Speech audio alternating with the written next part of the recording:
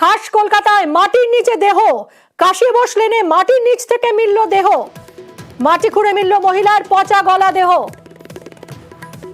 রাস্তার ধারে মাটি খুঁড়ে দেহ উদ্ধার হয়েছে।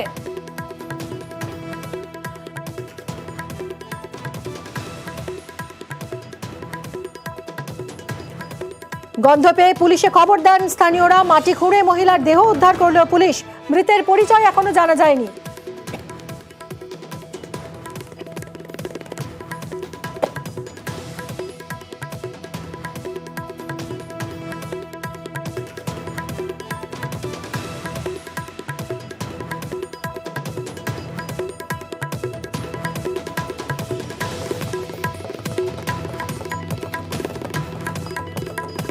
অত্যন্ত চাঞ্চল্যকর খবরে আমরা এই মুহূর্তে নজর রেখেছি। খাস কলকাতায় মাটির নিচে দেহ উদ্ধার, মাটি খুঁড়ে মহিলার পচা গলা দেহ পাওয়া গেছে। সরাসরি চলে যাবো, আমাদের সঙ্গে রয়েছেন আমাদের প্রতিনিধি অভিজিৎ। অভিজিৎ, কি কি জানা যাচ্ছে এখনো পর্যন্ত?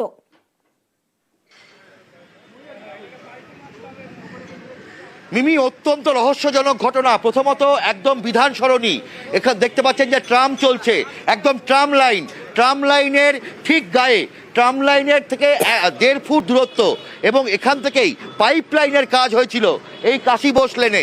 গত 9 তারিখ 10 তারিখ রাতভর বৃষ্টি হয়েছিল এবং তারপরে মাটি নরম ছিল।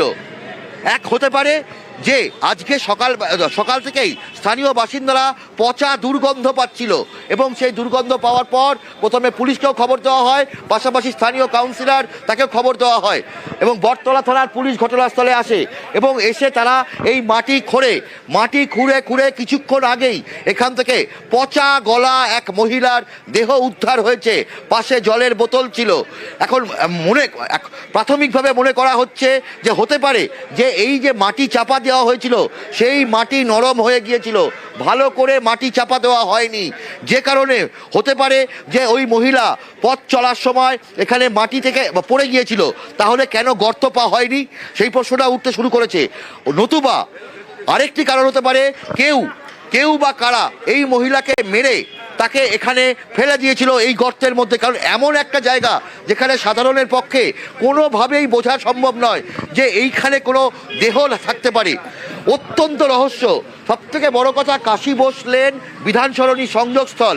এই যে কাশি বোস লেন এবং বিধান সরণি সংযোগস্থল, সেই সংযোগস্থলে সব সময় লোক যাতায়াত করে, এবং সেই সময় কিভাবে একজন মহিলা পড়ে গেলেন বা তাকে কেউ ফেলে দিয়ে গেল, যে কোনো ঘটনাই ঘটতে পারে, এবং সেখানে কিভাবে এরকম একটা ঘটনা ঘটলো তা নিয়ে কিন্তু যথেষ্টই চাঞ্চল্য ছড়িয়েছে। স্থানীয় বাসিন্দারা কেউ কিছু বলতে পারছেন না। তারা কি কেউ কিছু দেখেছেন? আপনারা কি ছিলেন? কেউ ছিলেন? মানে কেউ জানতে না, কোনো খবর টবর কিছু পাইনি। তবে এখন দেখলাম ভিড় হয়েছে। প্রথমে দেখা গেল ভেতরে হাতটা দেখা যাচ্ছে, তারপর লোকাল লোকজন সবাইকে খবর দিল, দেওয়ার পর পুলিশ এলো, তুললো, লাশটাকে বার করলো। তো আপনারা তো এখানেই থাকেন, তা আপনারা টের পাননি কোনো রকম? না, কোনো রকম গন্ধ আজকে দুপুরের পর থেকে একটু গন্ধ পেয়েছিলাম, কিন্তু বুঝতে পারিনি যে ওখানে লাশ টাশ পড়ে আছে বলে। এরকম ইঁদুর বা পচা এরকম প্রচুর রাস্তাঘাটে পড়ে থাকে, গন্ধ ছাড়ে, সেরকম কিছু বোঝাই যায়নি। আপনার নাম? আমার নাম অভিষেক সিং।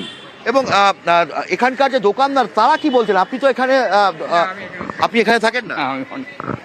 দেখা যাচ্ছে যে এখানে যে স্থানীয় বাসিন্দারা, মিমি দেখতে পাচ্ছেন, স্থানীয় বাসিন্দারা তারাও মানে এখনো বুঝতে পারছেন না যে এরকম একটা ঘটনা আদৌ এখানে কিভাবে হলো। এই মুহূর্তে দেখতে পাচ্ছ যে পুলিশ গোটা এলাকাটাকে ব্যারিকেড করে দিয়েছে, সিল করে দিয়েছে, যাতে নতুন করে কেউ এখানে ঢুকতে না পারে, কারণ এখনো মাটি নরম রয়েছে। এবং এখানেই প্রশ্ন উঠছে মিমি, যে কিভাবে এরকম একটা ঘটনা ঘটলো। মহিলার দেহ ময়নাতদন্তের জন্য হাসপাতালে পাঠানো হয়েছে, এবং ময়নাতদন্তের রিপোর্ট আসলে বোঝা যাবে যে স্বাভাবিক মৃত্যু নাকি কোনো এখানে অস্বাভাবিকতা আছে। কারণ এখনও দেখা যাচ্ছে যে মাটি কিন্তু যথেষ্ট নরম। দেখতে পাচ্ছেন যে গত 2 দিন ধরে সেইভাবে বৃষ্টি না হওয়া সত্ত্বেও এখনও মাটি নরম আছে, এবং 10 তারিখ গভীর রাতে প্রচুর বৃষ্টি হয়েছে শহর কলকাতায়, এবং সেই সময় এই মহিলা এই নরম মাটিতে কোনো রকমভাবে ডেবে গিয়ে কি নিচে পড়ে গিয়েছিল সেই প্রশ্নটা উঠতে শুরু করেছে। যদি সেই ঘটনা ঘটে থাকে, এই যে মাটি কাটা রয়েছে, এটা কতটা গভীর? মানে এখানে পড়ে গেলে কি কারোর মৃত্যু হতে পারে দম বন্ধ হয়ে? একদমই, মানে নিঃসন্দেহে দেখতে পাচ্ছ। আমি আরো একবার দেখানোর চেষ্টা করছি, ওই পাশ দিয়ে দেখানোর চেষ্টা করছি যে কতটা গভীর। এবং গভীর শুধু নয়, মানে দেখা যাচ্ছে যে এখন মাটি কিন্তু অনেকটাই মানে এখানে চাপা দেওয়া হয়েছে এবং গভীরতা এখানে পুলিশ ব্যারিকেড দিয়ে দিয়েছে এই গর্তের একদমই অভিজিৎ, মধ্যে। এখন তো তবে এখানে বেশ- ব্যারিকেড দেওয়া রয়েছে, কিন্তু এতটা গভীর মাটি কাটা, সেখানে কিভাবে কেউ পড়ে যেতে পারে? সেই সময় কি কোনো রকম ব্যারিকেড দেওয়া ছিল না, কোনো রকম চিহ্ন দেওয়া ছিল না? না, একদমই নয় মিমি। এখানে যখন কাজ হয়েছে, এই কাজে এখনো দেখা যাচ্ছে, এখন তো পুলিশ এসে এখানে ব্যারিকেড দিল। পুলিশ যদি এখানে ব্যারিকেড না দিত, ঠিক আমার এই সামনেটা দেখতে পাচ্ছ যে যেভাবে খোঁড়া রয়েছে, এইরকমভাবেই খুঁড়ে কোনো রকমভাবে মাটি চাপা দেওয়া হয়েছে। হতে পারে দুরকমভাবেই এই ঘটনা ঘটতে পারে, দুরকমভাবেই এই ঘটনা ঘটতে পারে। বারবার করে যেটা আমি বলছি যে মহিলা দুর্ঘটনাবশত আলগা অভিজিৎ, মাটি ছিল, আশেপাশে কি কোনো সেই সিসি মাটি- ক্যামেরা আছে? কেউ বা কারা সিসি ক্যামেরা তো এই অঞ্চলে, কারণ পাশেই একদম রয়েছে ক্ষুদিরাম বোস কলেজ।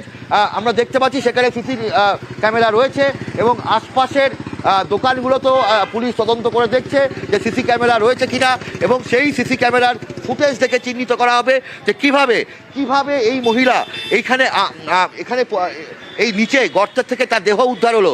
এবং অত্যন্ত ভয়ানক ঘটনা। এবং এখনও দেখা যাচ্ছে যে একদম ট্রাম লাইনের পাশে যে রাস্তা, অর্থাৎ বিধান সরণি, দেখতে পাচ্ছেন যে বাঁশ ঢোকানো হচ্ছে পুলিশের পক্ষ থেকে। বাঁশ ঢুকিয়ে মানে এখানটা গোটা জায়গাটাকে আটকানোর চেষ্টা চলছে যাতে,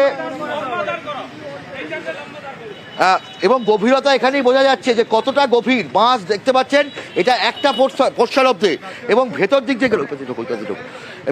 থেকে যদি দেখানো যায় তাহলে দেখা যাবে যে অভিজিৎ, তুমি অনেকটা আমাদের সঙ্গে গভীর। থাকো, ফিরছি তোমার কাছে। এই ঘটনাকে কেন্দ্র করে যথেষ্ট চাঞ্চল্য ছড়িয়েছে। এখনো মহিলার পোস্টমর্টেমের জন্য দেহ পাঠানো হয়েছে। আশেপাশের সিসি ক্যামেরার ফুটেজ খতিয়ে দেখছে পুলিশ। এই মুহূর্তে ঢেকে দেওয়া হয়েছে এই গর্তটি।